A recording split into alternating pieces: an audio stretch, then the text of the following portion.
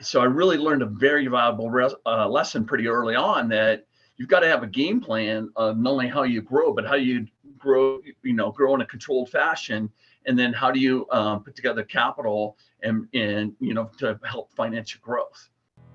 Welcome to 7 to 8, our special series on 7 to 8 figure entrepreneurs. In this special series, I interview $1 million, some $10 million, and even some $1 million business owners who uncovered their twists and turns in their entrepreneurial adventure in order to help you to avoid the potholes and stick to the fast track. Welcome now to center stage, our next special guest. Hey there, peeps, this is Michelle Nidalek, and I'm super glad that you're here with us today because I am here with my most amazing guest, Michael. Michael, thank you so much for being here with us today. Hey, thank you so much for having me. I appreciate it. Hey, so give everybody the highlight of who you are and what you do for business. Sure. My name is Michael Doyle. I run a firm called BrandStorm. We are a branding and marketing agency. We specialize in branding position companies to achieve specific outcomes. And that's everything from, the branding position up front to, full implementation from a digital strategy. We also have a product called capraisedeck.com where we help clients put together capital raise decks or pitch decks to go out and raise capital to help grow and scale their businesses. Nice. I love it. So how did you get into branding as a thing? Oh, I just kind of happenstance. I mean, I've been doing this my whole career, but I mean, out of college, I worked for a little while in the outdoor industry and did that for a little bit. Actually, worked for a surf clothing company, and that was awesome. And until we grew so big that we had a giant fizzle because we grew faster than faster than having the money or the ability to raise money to support our growth. So I learned the importance pretty early about having the capital to grow your business. And then I worked for an agency for a little while and primarily doing business development. So I went into work one day and the padlocks on the door there was padlocks on the door and the office was empty, and kind of looked at me and the other coworkers and we said, I don't think we're getting paid today. And really didn't have a game plan. So that was on a Friday. And so Saturday, I got a waiting job and started waiting tables on Saturday night. And over the weekend, I kind of said, well, I'm the main client contact for some of these clients. And I can start things up and start handling some of these clients on my own. And that's exactly what I did and how I got started years ago. Oh, that's awesome. That's tenacity right there. That's yeah. Did you know you were doing the work so that you knew you could fulfill on it, or how did you get fulfillment in place? That's a great question. To be honest with you, I mean, at the time I was, I guess, didn't think about it, dumb and naive enough to think that I was just going to do it. And I literally had to figure it out along the way. And I know it shows you how old I am, but this was before the internet, and there was no Googling it. There was no YouTube videos to watch and figure out how to do anything. So literally I had to make a bunch of phone calls. I got with some mentors. I kind of built my own little network of, experts and friends and allies I could work with. And really I had to hustle and then before no time kind of figure out what the hell I was doing. And clearly it worked. So it all came together and worked out famously. I love that. That is awesome. Yeah. So, and I want to talk to you about the surf stuff too, because one, it's a fascinating topic. And two, I think it's a prominent issue in business that people don't consider when it comes to being able to grow their businesses to the point that fulfillment can keep up with sales. So were there any kind of red flags going on in your business that now you're going, oh yeah, that was kind of obvious. I should have seen that. But at the time you're like, let's go. Well, you look at it back now and we literally grew, and I was running sales out of Southern California at the time. And we literally from the course of one season, we call it, grew from like $4 million a year in revenue to writing a book of business of like $40 million a year in revenue. And, we were like high-fiving at the end of the trade show and said, this is awesome. We're killing it. And then within a couple of days, we were like, started thinking about how are we going to come up with the money to be able to produce all that product and deliver on all this? Right. And you got all these 20-something-year-olds that are, really full of themselves and really brazen and really hadn't thought that far ahead and raised probably needed $20 million of capital. And no one's going to, give a surf clothing company did $4 million of total revenue, like another $15 to $20 million in capital to grow and expand. And we had no idea or no plan or no contacts or relationships to really have that much, have access to that much capital. And so within a matter of no time, we realized, oh crap, we're in a world of hurt unless we figure out what to do. And we really couldn't figure out what to do. And so I really learned a very valuable lesson pretty early on, that you've got to have a game plan of not only how you grow, but how you grow in a controlled fashion. And then how do you put together capital and to help finance your growth. Right. Well, and when you did that, did you have like contracts in place to say, hey, we want to buy, $1 million, and you have 400 of these contracts to be able to take to the bank and go, hey, we have the contracts. We just need the money to put the facilities together. Oh, yeah, we had contracts, but having the contracts and then having people believe in you and your plan and being able to have a good plan to be able to go out and pitch it and present it. If I knew then what I know now, it'd be a completely different story. But we had no idea back then what the hell we were doing or how to go about it and how to go out and raise money. And the world's really changed a lot since then too. Right. Raising capital and access to capital has become much more commonplace. There's still a lot of people that don't really understand or know how to do any of that, but it's become a lot more commonplace. But back then, who knows how you did it? I didn't know how you do it back then. I know. Well, and I can just imagine you as a surfer walking into the bank with all these stuffed shirts at the time. Dude, yeah, exactly. Need some money. Dad. Yeah, we only need like $15 to $20 million. Peanuts. Oh yeah, that's awesome. So now when you're working with people, who would you say is your ideal client? Who's coming through your door the most? There's 3 different types. We have the startups, because we work with a lot of them because they've got an idea or a product or a service, and they've got an idea, and we're going to either help them develop that brand or help them develop a cap raise deck and a brand to, help either finish developing their product or their service or an application or something like that. And then we work with a lot of what we call SMBs, or small and medium-sized businesses. Let's say they're like $5 to $10 million a year in revenue, and they want to get to $25 to $50 million a year in revenue. And so they're really looking to grow and scale. Mm-hmm. And so we work with a lot of those. And then we work with quite a few other larger, more of the enterprise size. And so it really is 3 different 3 different size type of clients, which is fine. They all have their pros and cons to each one of them. Mm-hmm. But then we do a lot of what we call consumer outdoor stuff. We have like a classic car automobile dealership. We have a UTV dealer. We do some work with a running shoe company. So we have quite a few clients like that.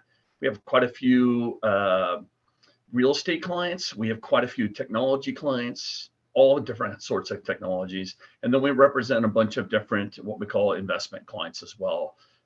So that's kind of the capital raise components for quite a few of those. All right. So you're the fun clients that you were referring to. I'm assuming these are just people that you're having conversations with, running into and going, wow, that sounds awesome. I could totally market that.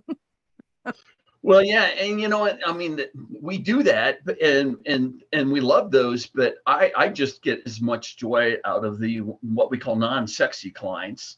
Yeah. Which are the B2B, how do you make a B2B non-sexy company or how do you make a tax accountant sexy? yeah, exactly, right? I mean, we've got plenty of those. And how do you make, like we have a forensic accounting firm. Okay, I really like these guys, but you talk about it's not even accounting, it's forensic accounting, going in there and doing audits of people who've done bad stuff, right?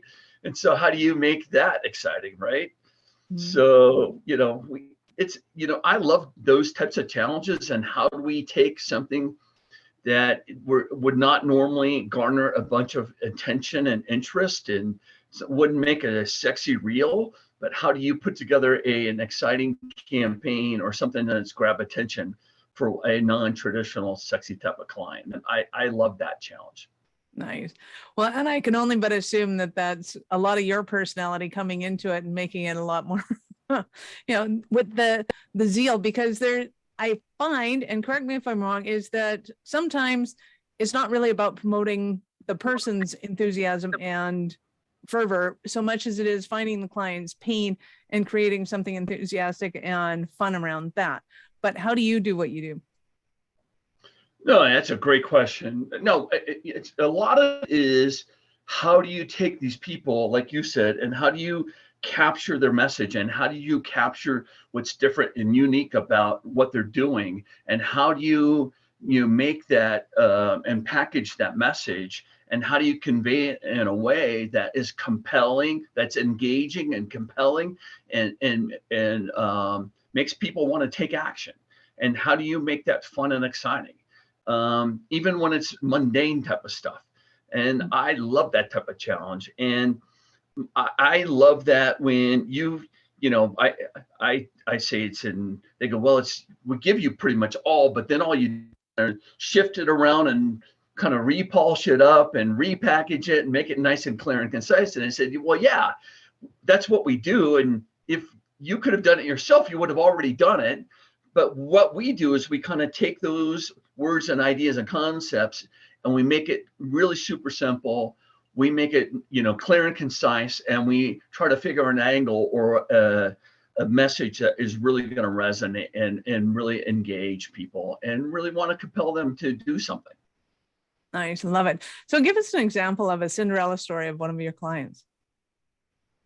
Sure. I've got actually a brand new client. Well, they're brand new, but this is a financial company I've worked for years. It was a gentleman where they were under $100 million in assets, and I worked with them for a number of years, and they grew to about $3 billion of what we call assets under management.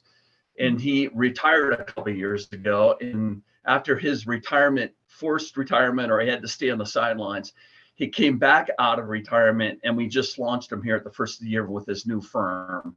And, this is a gentleman who I love working with, really sharp guy. And how do we work? I love working with super smart, super engaging people like them that push you to get better and push you to really think and become as good as you can be and present ideas that are top-notch ideas that's going to help them and grow and excel. And I love it when you work with those type of clients, because when you help them grow, they help you grow as well too. And it's kind of a win-win symbiotic relationship.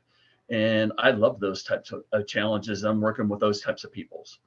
Nice. Love it. So what are some of the stumbling blocks that somebody might be having who's listening to this thinking, oh my God, Michael, I need you so badly in my company? Well, the stumbling part is, there's never too late or never too early to get started, right? Picking up the phone and just getting going is half the battle. And I tell people all the time, we picked up a new client earlier this week, and he goes, I know we traded emails months ago. Now I really need your help. And how soon can you get it done?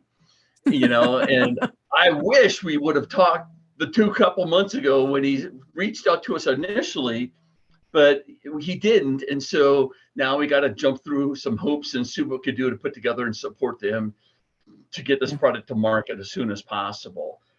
So the first one is just get going, figuring out, you may not have it all together, you may not have all the answers, but just get going is the first thing I would say. And then if you have a rough idea, and the way we usually like to start is having a really good understanding of what you're trying to get accomplished. And so we call it start with the end in mind. So if let's say you're trying to launch a new product or launch a new service, and you're trying to get to X number of dollars in revenue, or get to so many subscribers, or sell X number of products, know what the end in mind is, so we can put together a game plan to help you get there. and figure out what the different components or mediums or campaigns or the size of people we need to get in touch with or build a relationship with in order to help you get those goals and objectives. So get started and understand what the end goal is that you're trying to accomplish in mind is, and we can start there. It's a great place to start. So one of the questions that popped in my head, you may have an answer for, you may not, and it's all good. What is one of the most startling things that you've come up with, you've seen in a company, you look at it and you go, yeah, blank. And the owner is going, what? We can do that? Have you ever had one of those? Never.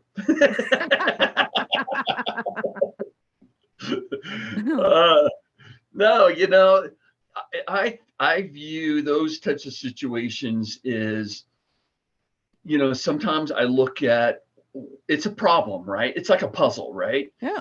You look at it and you don't have, you know, some days I look at it and go, I got nothing. And I usually try to, in those type of circumstances, I try to give myself several days or, you know, 4 or 5 days to figure out an angle or a way where we can pitch something. But it's like a puzzle for me, is how do you take something that you think, you don't think that it's either exciting, or you can't figure out how to effectively communicate it, or you don't have a way to successfully kind of put together an analogy or compare or contrast or whatever the situation is. And so it's like a puzzle of how do I take something, and either how do I make it clear and concise, or how do I take something that's super complicated and make it simple. And so I look at it as a puzzle and a challenge of, how do I dumb it down, and how would I take something and make it clear? How do I make it simple? And how do I tell a really good story? Because a lot of times it's about telling good stories. It's like, if I could break it down to like a children's book and tell a simple story, you know, and make it exciting, you know, that's when you've got something. And so a lot of it for me is like, how do you write those ideas? And a lot of time I'll say is, here, what's the headline of that story? What are the chapters of that story? And what components of that story would be compelling and interesting, and start from that. And so I like to do it like that. I love it. Well, yeah, we have the conundrum as the tax accountant. It's like, okay, how do you make business automation exciting and enthralling? Exactly, right? I love it. So I know our listeners are going to want more from you. How do they start the journey with you? Yeah, you can, it's brandiron.net. That's the name of my agency. You can get a hold of me, Michael Doyle, on LinkedIn, or I'm on Twitter a lot, Michael Doyle as well too. Nice, love it. So I get to ask you now, at what point in life did you know you're especially kind of crazy enough to think that you could become an entrepreneur?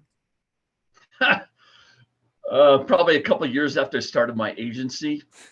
Nice. After I made my first 4 million. Yeah, it was awesome. No, I mean, I really did not. I mean, I was so young and so naive and such an idiot that if I really would have thought about it, I would have said, I can't do this. But I mean, there's no better way than the way it happened. And there was no thinking involved. I just did it, and it forced me to do it.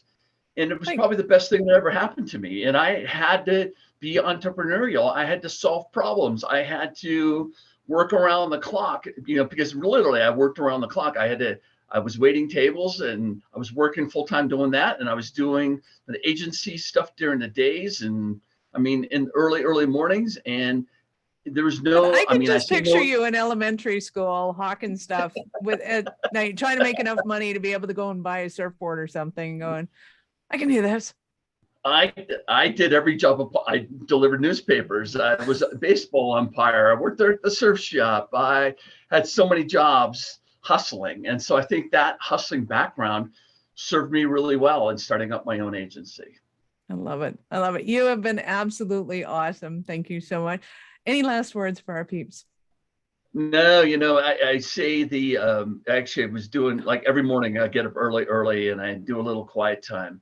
And the word of the day was carpe diem, or seize the day. So that's kind of my goal for 2023, is how do we get up every day and seize the day personally and professionally and make the most of it that you can. I love it. Thank you again so much for your time. I appreciate it. And I know how valuable it is. Hey, thank you so much. I really appreciate it. Peeps, this is Michelle Nedelec. Thank you for being here with us today. Be sure to subscribe to the show and share it with your friends. We love helping entrepreneurs grow. Thank you for listening to 7 to 8. If you're interested in upping your speaking game, be sure to connect with our guests with the links in the show notes and connect with me to see how we can help you get your tech done for you and help your speaking dreams come true.